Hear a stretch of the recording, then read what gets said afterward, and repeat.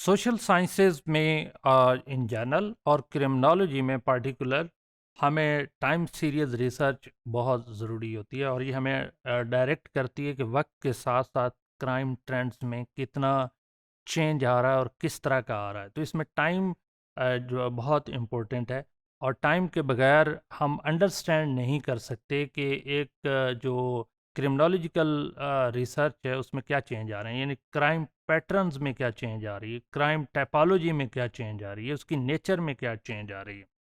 इसमें दो broader types हैं, एक क्रॉस सेक्शनल हम उसको रिसर्च कहते हैं और दूसरी लॉन्गिट्यूडनल।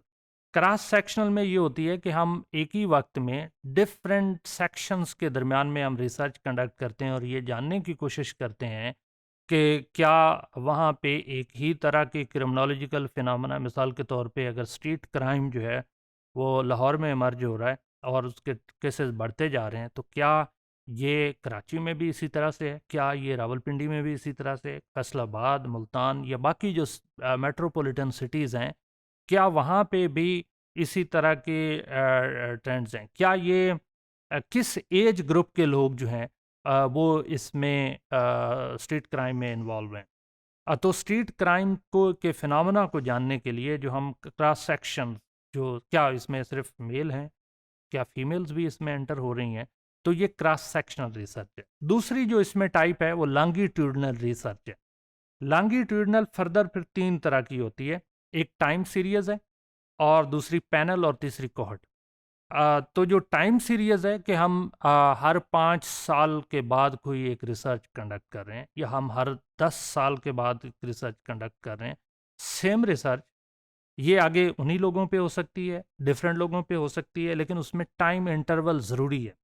मिसाल के तौर पे अगर पैनल स्टडी हम करें, तो क्या सेम लोग जिनके ऊपर हमने स्टडी किया, यंग लोग जो स्ट्रीट क्राइम में इन्वॉल्व थे, हमने उनको लेट्स से इस साल स्टडी किया, ये 2020 है, फिर हमने इंटरवल रख लिया कि 2 साल बाद क्या फ़र्क पड़ता है, या 5 साल, 5 साल ज़्यादा रीज़नेबल होता है या 10 साल।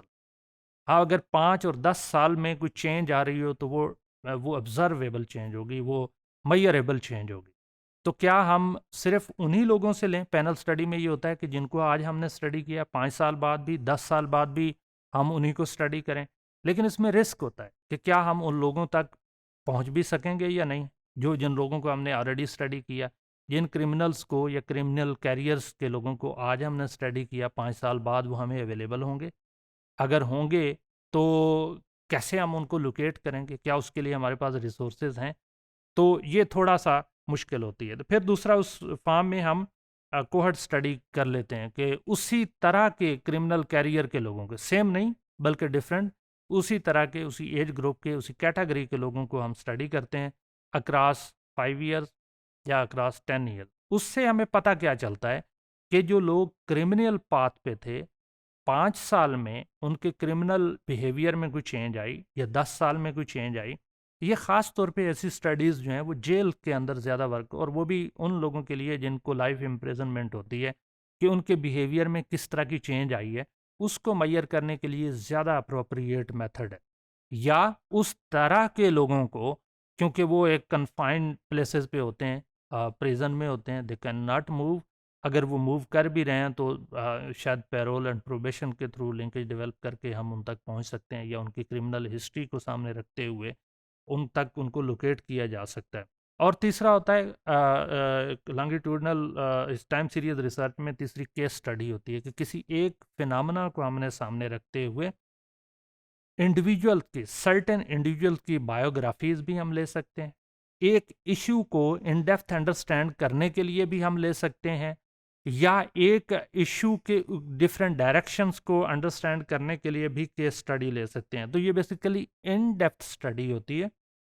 जो केस स्टडी है ये इन डेप्थ स्टडी है, ये बायोग्राफिकल हो सकती है, ये बहुत सारे लोगों की बायोग्राफीज हो सकती हैं, और उनको अंडरस्टैंड करने के लिए इन डेप्थ इंटरव्यूज लिए जा सकते हैं, और वो अक्रॉस टाइम भी हो सकते हैं। क्या आपने आज कुछ लोगों को स्टडी किया जो क्रिमिनल कैरियर्स में एंटर हुए, क्या वो 5 साल बाद क्रिमिनल करियर छोड़ गए वक्त के साथ? मसलन एज ग्रेडेड थ्योरी कहती है कि वक्त के साथ साथ क्रिमिनल्स की बिहेवियर में चेंजिंग्स आती हैं, तो हम उसी थ्योरी की अजम्पशन को सामने रखते हुए चेक कर सकते हैं कि क्या वक्त के साथ साथ जब एज बढ़ती है तो क्राइम टेंडेंसी प्रोपेंसिटी कम होना शुरू हो जाती है, या वक्त के साथ साथ बढ़ती है। थ्योरी तो ये कहती है कम होना शुरू हो जाती है। तो क्या वो जो क्रिमिनल्स हैं वो कौन से पाथ अडॉप्ट करते हैं? कहीं ना कहीं तो कोई ना कोई काम तो कर रहे होंगे ना। कहीं ऐसा तो नहीं है कि दे बिकम द गुरु, या वो ट्रेनर बन गए, या उन्होंने कंप्लीटली पाथ को छोड़ दिया। ज़्यादातर ये देखने में आया है कि लोग अगर किसी तरह से कोई रिलीजन की तरफ माइल्ड हो जाएं तो उसका फ़ायदा ये होता है कि यानी वो क्राइम जो कैरियर्स हैं उनको छोड़ के वो कन्फर्मिस्ट बनना शुरू हो जाते हैं। तो ये हमें इस टाइम सीरीज रिसर्च गाइड करती है कि हम किसी भी एक क्रिमिनोलॉजिकल इशू को, क्राइम पैटर्न्स को जानने के लिए वक्त के साथ उसमें क्या चेंजिंग्स आ रही हैं, उसके लिए जो रिसर्च कंडक्ट करते हैं उसको टाइम सीरीज रिसर्च कहते हैं।